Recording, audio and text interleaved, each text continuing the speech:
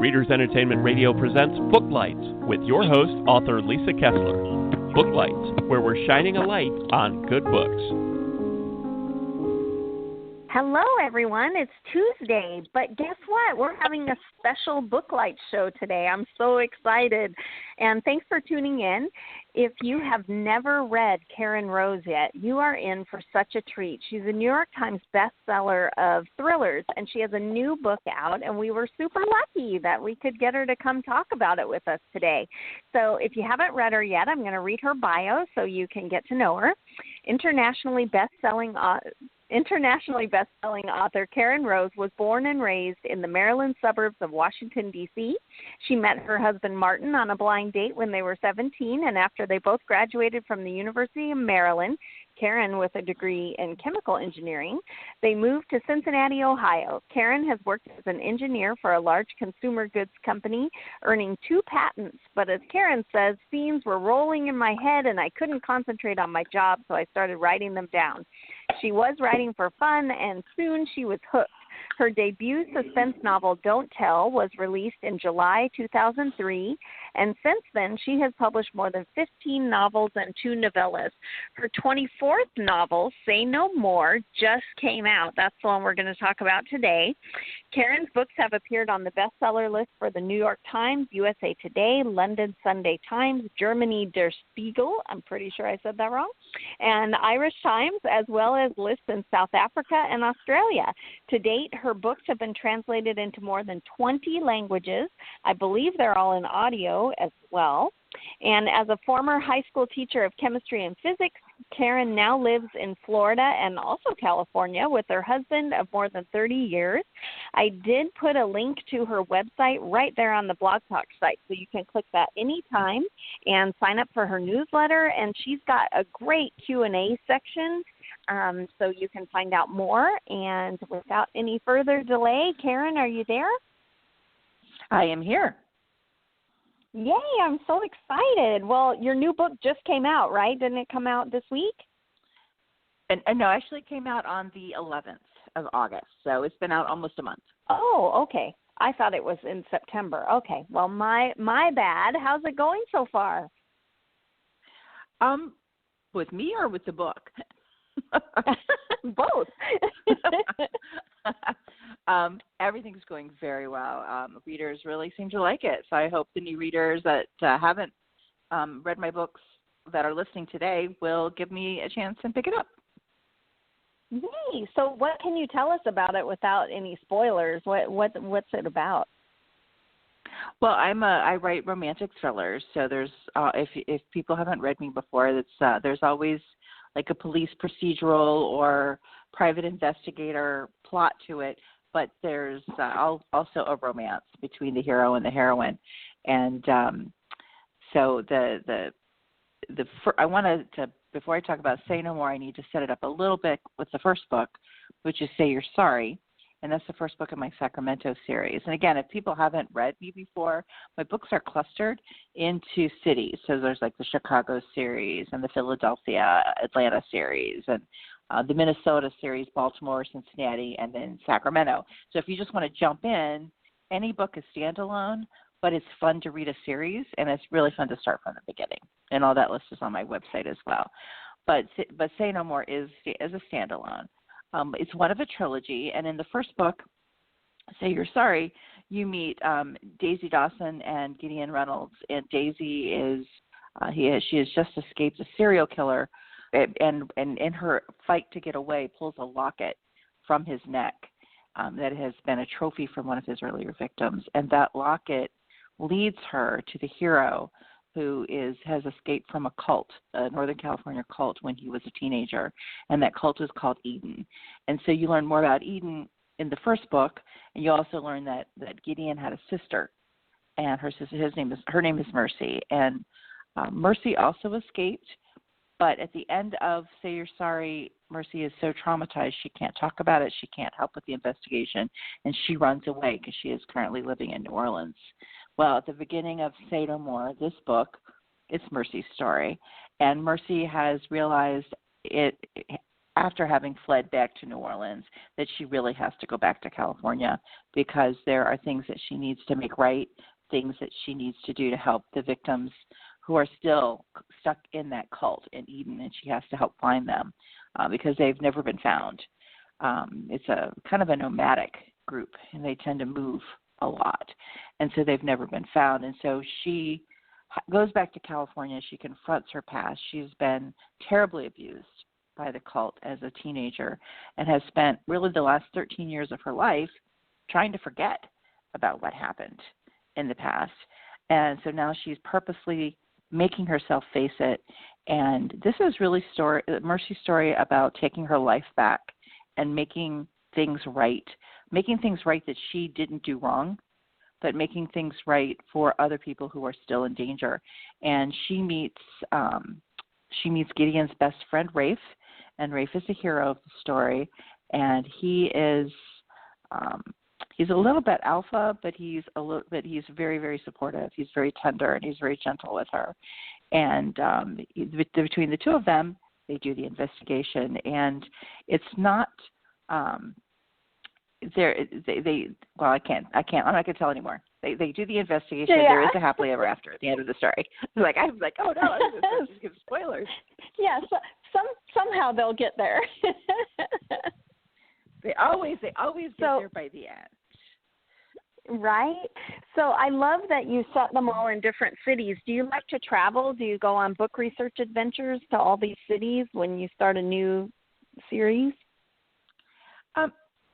Sometimes. Most of the time, it just is because I have a personal connection to an area.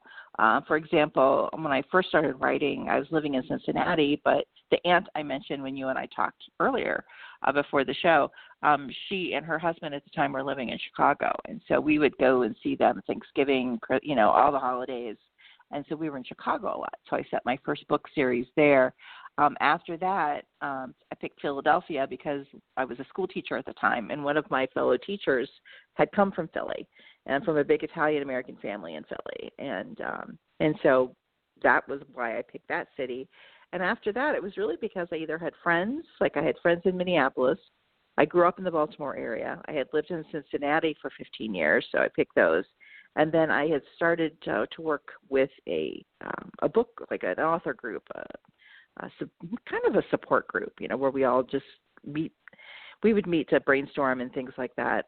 And they were in Northern California, well, still are. And so I started visiting California a lot, and I met a couple women who lived in Sacramento, and that's why I picked Sacramento, because I would fly into there most of the time and drive to Northern California. And so I kind of got a feel for the area, and I wanted to set something on the West Coast because I had not done that yet. And it was a great opportunity. And, of course, as soon as I drove through Northern California, especially northeastern California, it is extremely rugged, extremely remote. And I thought, oh, my gosh, this would be a great place to drop, to do all kinds of things. So. Right. When we were relocating from San Diego to Florida about 10 days ago, and we were driving through parts of Arizona and Texas, I was like, wow, you could have a whole other country back here and no one would know. Lots of outback areas. I know. We make that trip a couple times a year. So, yeah, that is definitely true. So is it always romantic suspense for you, romantic thrillers? Is there any other genres that you've been or that you were dying to try someday? There are a couple projects that I have kicking around in my head that aren't, well, they're romantic thrillers, but they're romantic thrillers with a little bit extra added to it. And so one of these days I'll write it. But for now, I have been exclusively writing romantic suspense or romantic thriller, whatever you want to call it. And do you have like a list of authors? I always ask people, who do you read that inspires you? Because our readers who listen, of course, like to add to their to-be-read list. But do you binge read a lot? Or are there books that you read and you're like, ooh, I got to go right now? Actually, when I read for pleasure, I tend not to read. I read books that have suspense threads in them. But for the most part, I'd say probably 90% of what I read isn't classic suspense, romantic suspense, mainly because after writing it, my brain kind of needs a little bit of, you need of a break, break. right?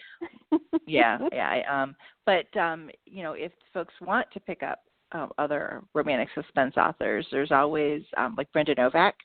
She's amazing. And let's see, Lisa Gardner, Lisa Jackson. Lisa Jackson. Let's see, Kendra Elliott. So there are a number of really wonderful romantic suspense authors out there. And then when I read, sometimes I'll read for a quote, and sometimes I read because it's a friend, somebody I know. But generally, I tend to actually stick paranormal, and I read a lot of LGBTQ romance. Yeah. Oh, nice. Yeah, I write paranormal romance, so anytime I hear people say paranormal, I'm like, whoa, go team. And you're up in Christine Feehan neck of the woods, too, so you got to be reading some of those books. Of course. And sometimes I get a sneak peek before, so yeah. Oh, my gosh, you're so lucky. She is truly an amazing author. And many of her books, if you want paranormal romantic suspense, many of Christine's books have romantic thriller plots to them as well. I mean, in addition to the paranormal elements. Yeah.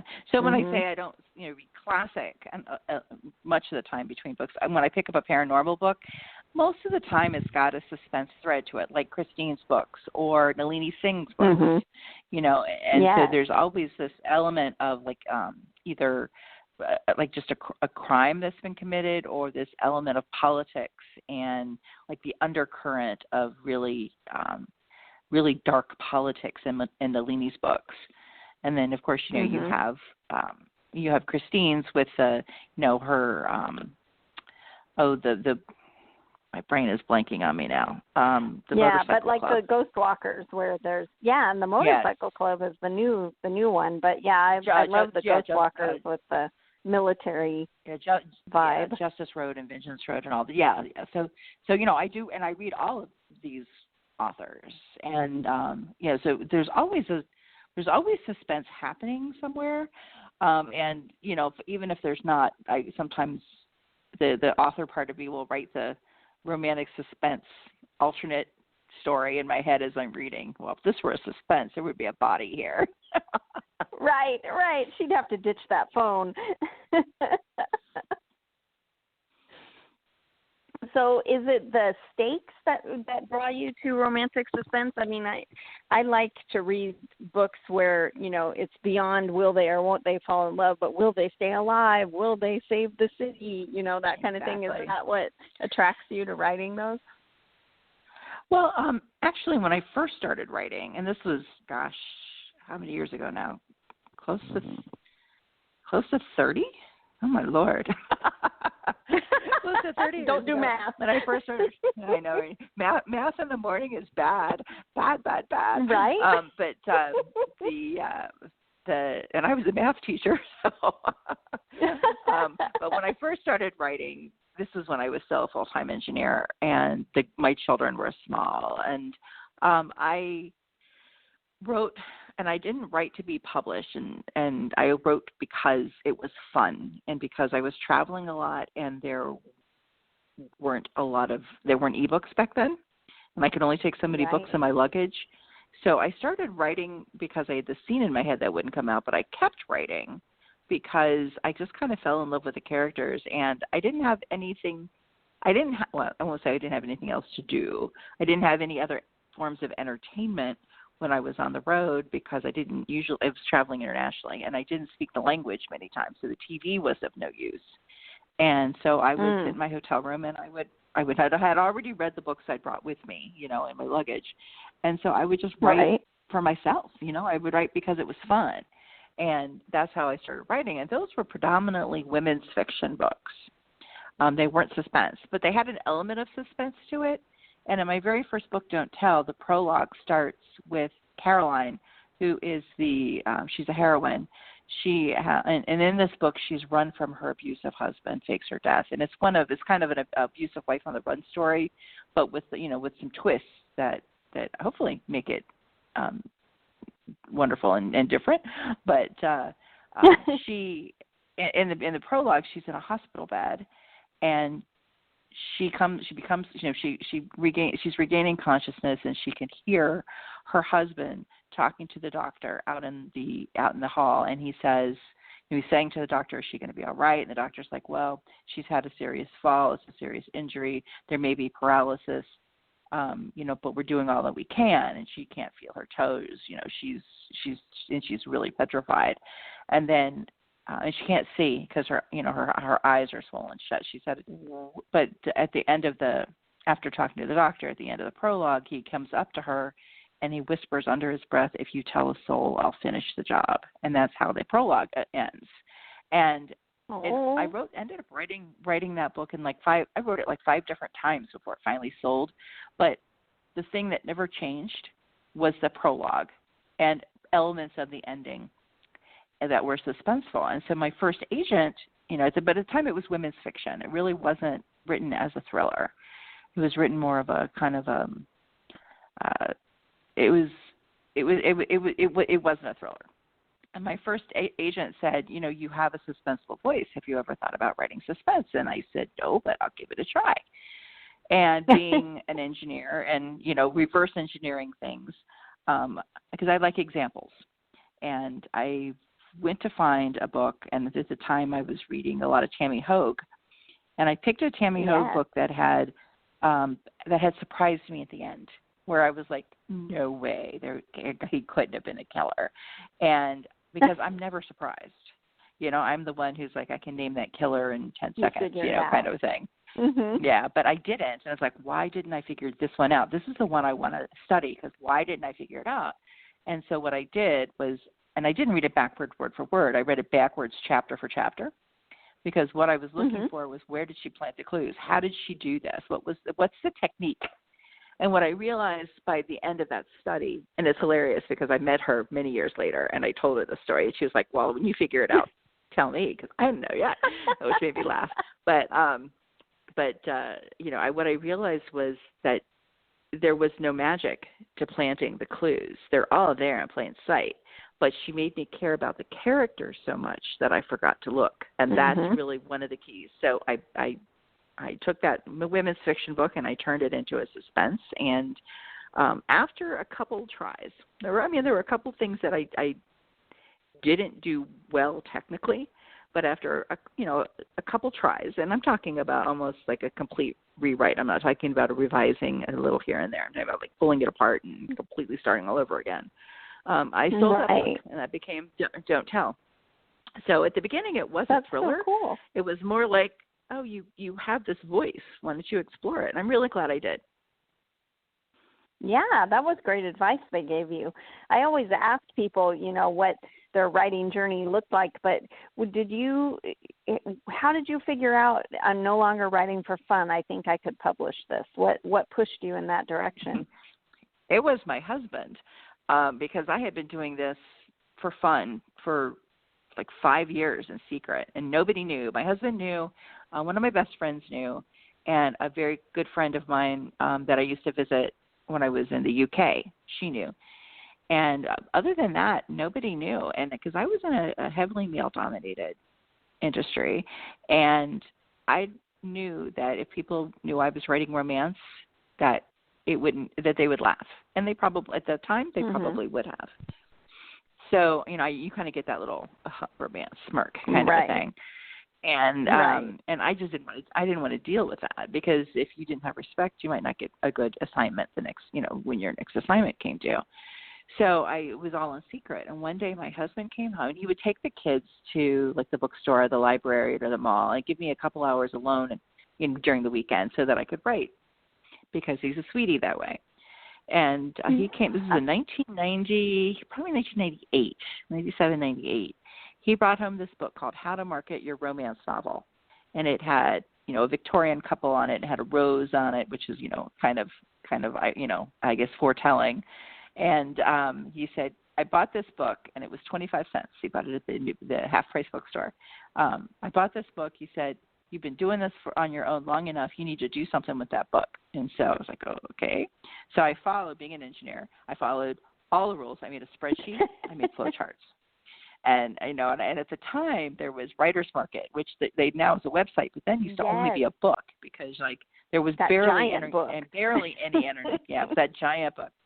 And so I bought a copy and I went through each page and I posted notes to the people that might be interested in what I was writing, and I sent out a bunch of queries, and I got a couple of really good rejections, and one of the editors that rejected me gave me some good advice, and in fact I still communicate with her.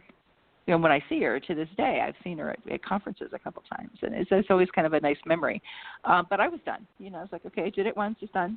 Nobody wanted it, and my husband's like, no. And so he got on the internet, and he found this group called Romance Writers of America, and he showed me the link, and I was actually shocked that they had a website back then, because again, this was like 1998, 1999. Dial-up, this would have been in.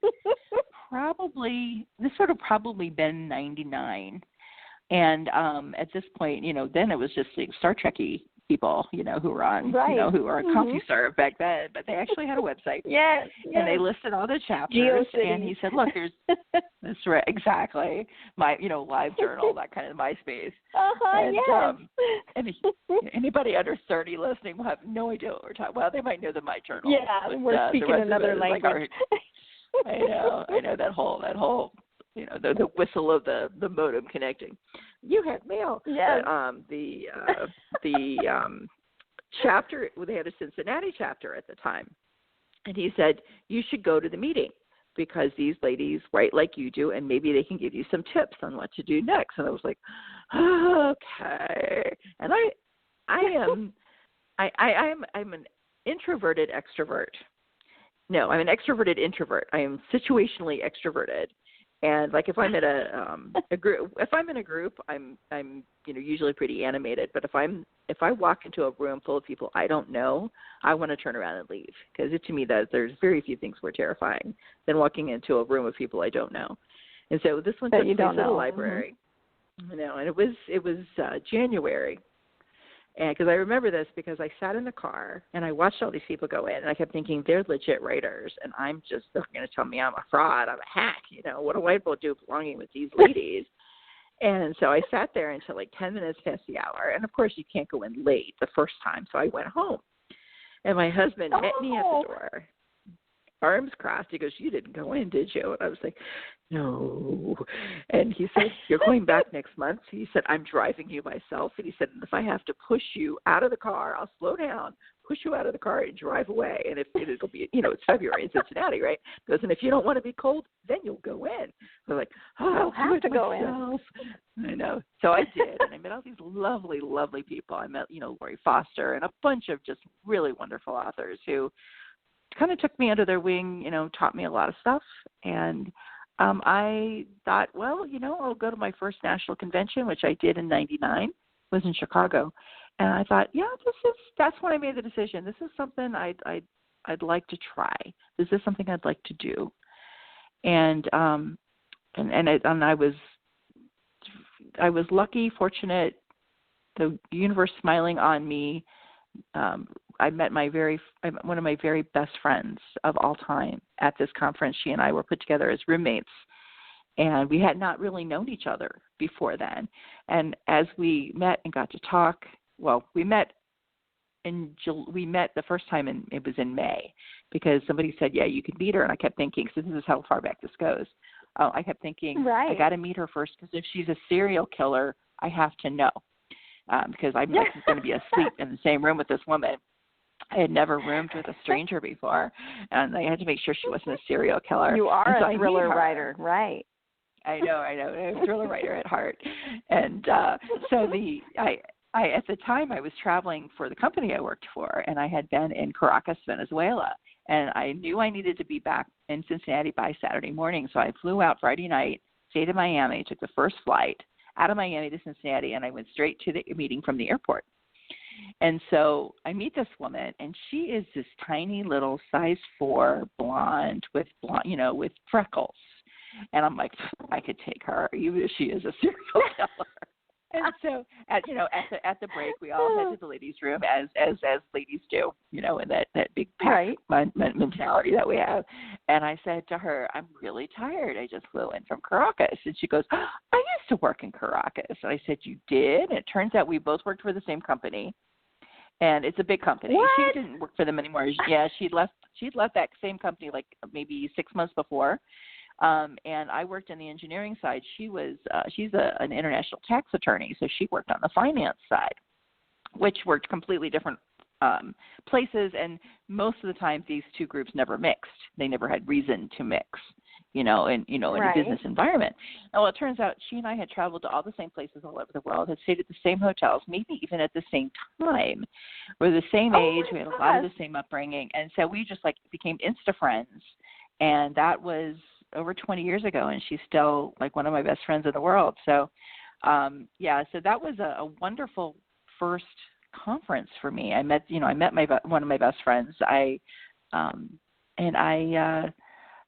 met a lot of authors. I met some agents and some editors, and it was like, I think I can do this. And so I gave it a try. Yeah. Oh my gosh. And kudos to your husband for making you get out of the car. That's so cool. I know he was so funny. You didn't go in, did you? He might know you too well. That's right. So what's next for you? If he had driven me, he would have stopped. He would have just pushed me out of the car. Tuck and roll. So what is next after Say No More? Is there one more in that trilogy? There is. And one of the good things about writing books now I've written 25 books, and my first book came out in 2003. So we're coming up on 20 years since my first book. And one of the benefits of that is that children that you introduced in the first books are now grown up. And so there was a character. My books have intertwining characters. So if you read one book and you keep reading, there's a good chance you might meet one of those characters again. Either they're called in as a consultant, or they might move to another city. Like one of my popular characters, his name is Deacon Novak. He started out in Baltimore, but then moved to Cincinnati, and then the whole Cincinnati series is kind of based around him, his family, and one other character. And so when I wrote my first book, Don't Tell, Caroline's son's name is Tom, and he's 14 in that book.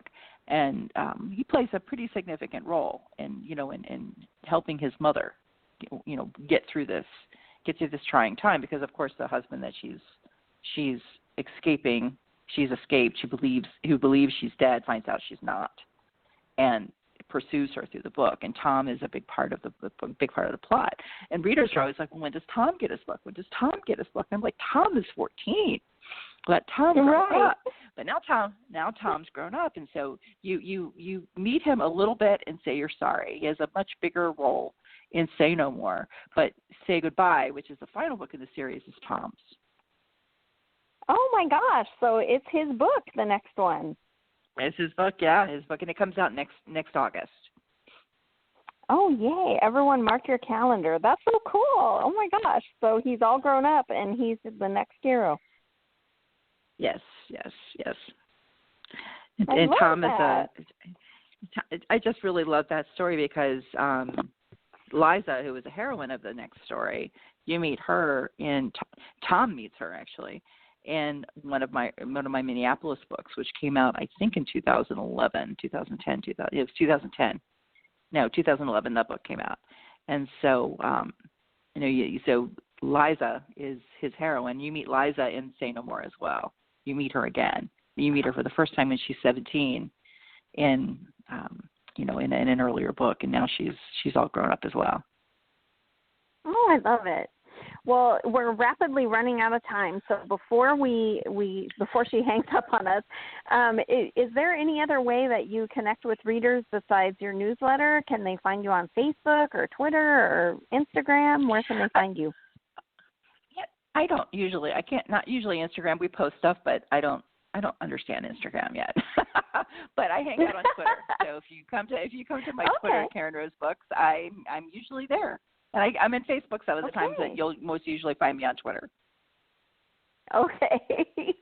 Well, thanks so much for coming on the show. It was so great talking to you, and good luck with the book. I can't wait for the next one. It sounds fantastic. Well, thank you for having me. I appreciate it. We'll talk to you soon. Thanks for joining us on Booklights. Be sure to connect with us at www.readersentertainment.com for articles, blogs, videos, and podcasts that matter to readers.